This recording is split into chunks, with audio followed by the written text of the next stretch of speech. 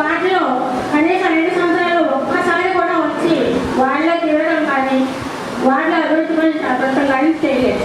మా వార్డులో అదే 16వ వార్డు కానివ్వండి, ఇంకా ఎస్సీ వాళ్ళు కానివ్వండి, మా వార్డు అయితే మరి చాలా దయనీయ పరిస్థితుల్లో వర్షం వస్తే వార్డంతా మునిగిపోతుంది. ఆ చెరువుల నీళ్ళన్నీ కూడా వార్డులోకి వస్తున్నాయి. ఇళ్ళు మునిగిపోతుంటే వాళ్ళందరూ వచ్చి మా మీద పడితే వాళ్ళకి టిఫిన్ ఇప్పించడం, భోజనాలు పెట్టించడం నా పని అవుతుంది. అంతేగాని 5 సంవత్సరాల్లో ఒక్కసారి కూడా దాని సమస్యను ఎలా పరిష్కరించాలి, ఆ నీళ్లు రాకుండా లేకపోతే డ్రైన్లు బాగా ఒక డ్రైన్ కూడా